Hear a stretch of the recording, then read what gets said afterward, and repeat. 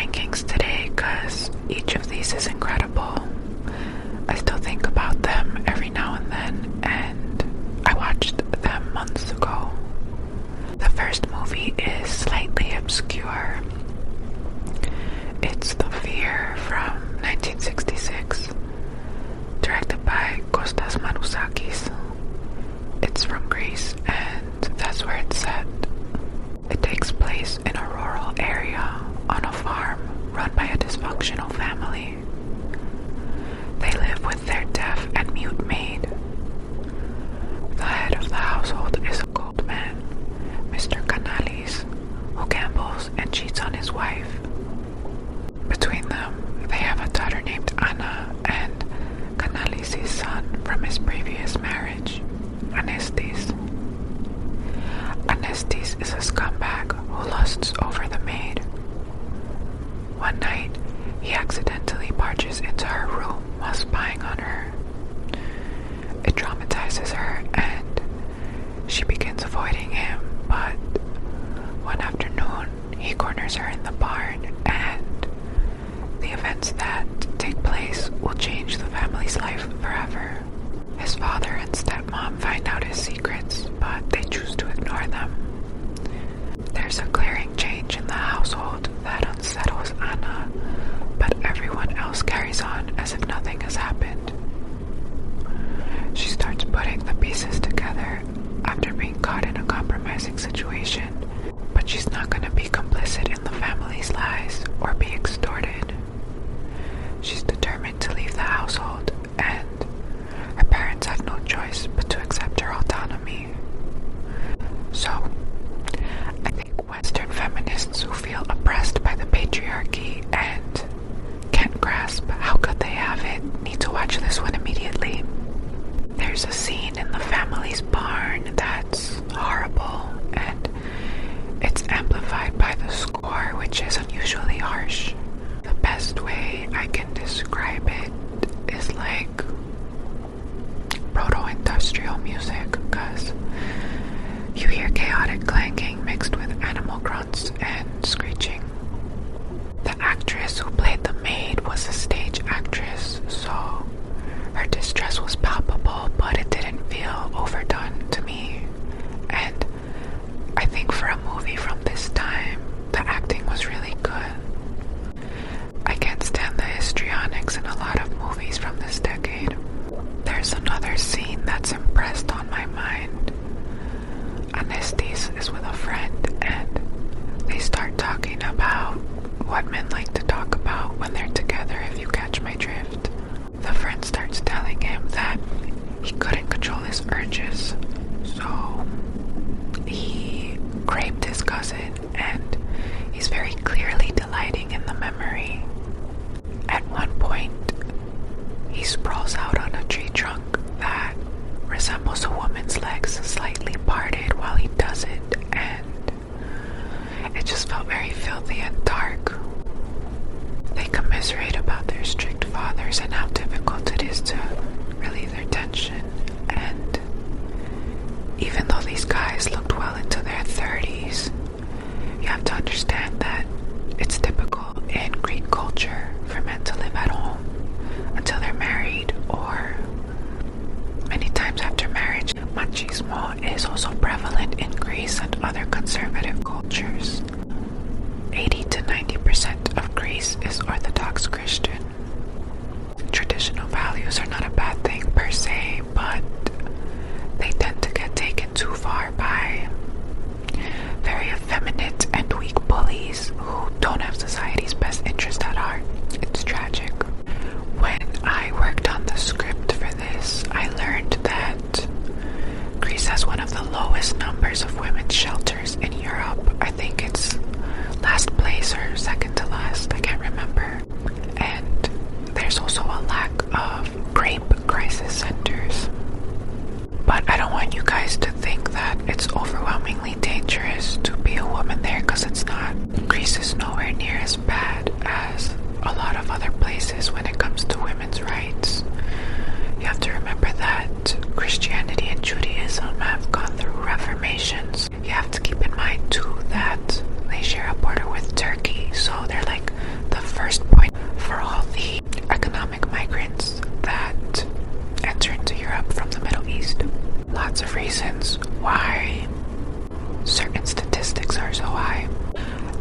was very ahead of its time. It's a shame that it didn't get the recognition it deserved, and I'm sure watching this in the 60s would have been an exceptionally disturbing experience for a lot of people. There was a strong sense of unease all throughout. That ending was glorious. What a twist. Gave me the chills. The next one is a Soviet-era Russian movie. It's Dead Man's Letters, directed by Kostas. In a post-apocalyptic setting, a professor seeks refuge with his dying wife and a group of other survivors in the museum where he once worked. They're confined with their relentless fears and misery, and nothing but time on their hands. The professor spends hours writing letters to his missing son and working on projects, one being the creation of a new calendar.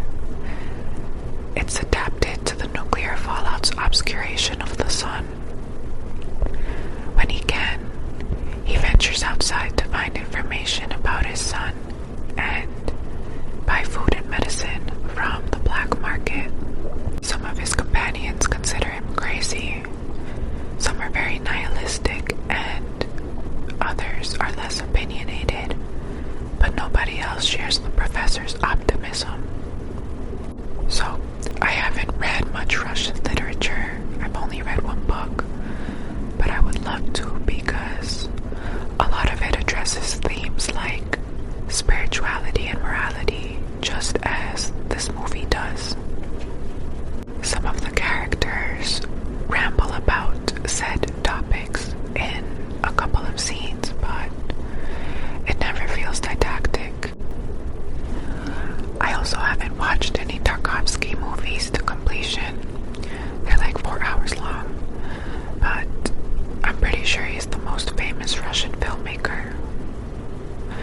Lobushansky was an apprentice to him while filming Stalker, so I should probably watch that soon. This movie was made during a time in the Soviet Union when their censorship laws were loosening a bit. One of the screenwriters for this film, a sci-fi author, had one of his novels seized by the KGB, and that put him in a bind, but after several revisions, he and the director were able to complete this project. It was made in response to the American movie The Day After. I haven't watched that. I hear Threads is better, but I think it's awesome that these movies were made to appeal to humanity rather than spread propaganda. The writers and director of Dead Man's Letters undoubtedly wanted to emphasize that beauty exists in the world, and we have to have faith in mankind even during very dark times. The protagonist makes a sacrifice at the end because he refused to discard his empathy, and he hoped that in doing so there might be a chance for mankind. Some would call it crazy, but you could give up on your dreams or fight until death to make them reality. Despite being the bleakest, most tragic movie on the list, it's surprisingly hopeful. Most of this was shot in monochrome. Some scenes are blue, but most of the movie is sepia tone, perfectly depicting the noxious terrain. So many scenes have been seared into my mind, but I want you to experience the full weight of the movie, so I'll leave it at that. I haven't read the Bible. I probably should do that too, but apparently there are lots of biblical allusions, lots of symbolism that I'm too slow to pick up on with just one watch. I don't care what kinds of movies you like or dislike, you need to watch this. The last one is Red Rooms by Pascal Plante. I don't know how French people would say it. From last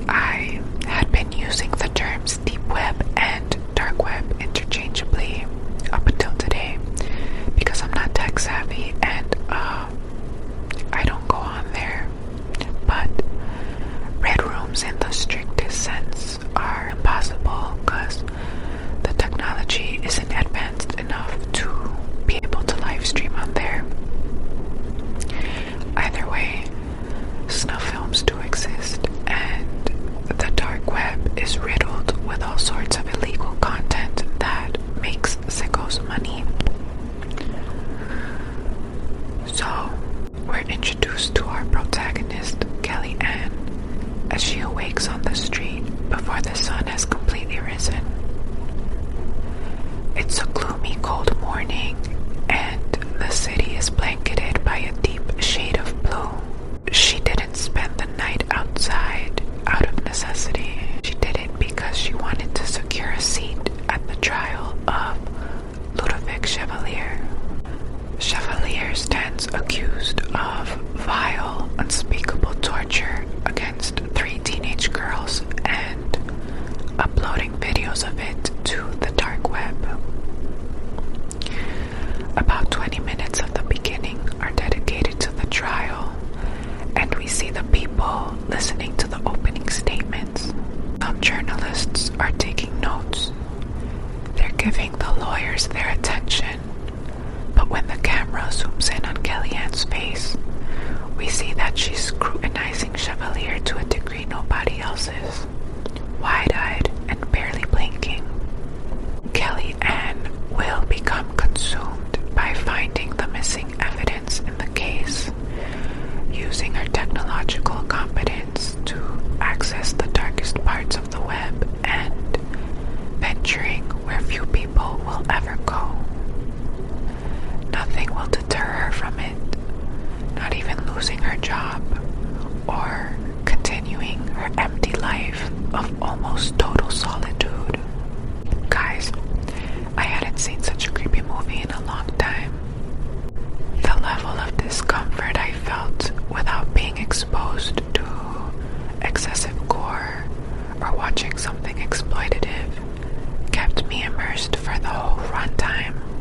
It reminded me a bit of Holy Spider for this reason, as well as the courtroom setting. Another great one to watch. Thank you, Stefano, for the recommendation. Lots of viewers were left divided about Kellyanne's intentions. I kept changing my mind, but toward the end, she does something so bizarre, and I feel like I understand the character she was. One could make the case that she's obsessed with the murders for sordid reasons, but one could also argue that she took certain actions to implicate Chevalier.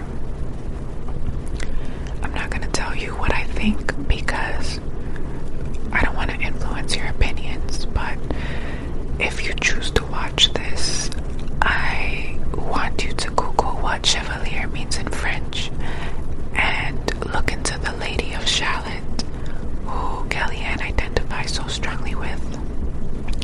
Don't do it before you watch the movie, and don't read any reviews. The actress who plays her has these huge round eyes that reminded me of this psycho who made headlines for marrying Charles Manson. I wonder if that had anything to do with casting her, because they have other similar features. Plante has stated that he was loosely inspired by what he'd read about the Red Rooms on the dark web, and that he didn't base Chevalier on a specific person because he didn't want to sensationalize real-life crimes. So if he chose the actress because of her resemblance to any Manson groupies, he probably wouldn't admit it.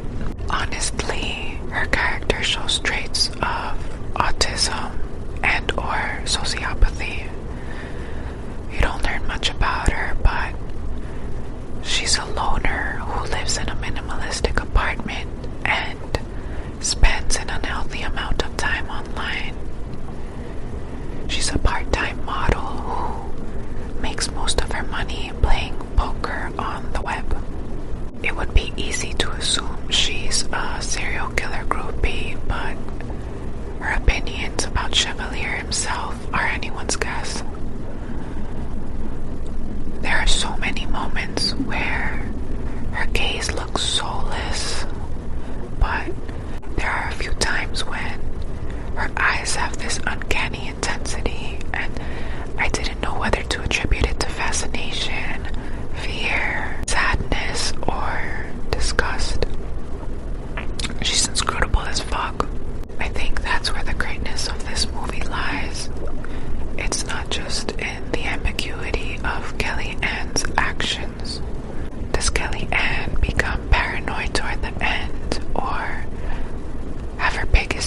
dreams come true. I know a lot of us watch true crime videos on YouTube. I used to do it a lot, but I've cut back because it took a toll on my mental health. You know, internet sleuths who keep up with true crime, or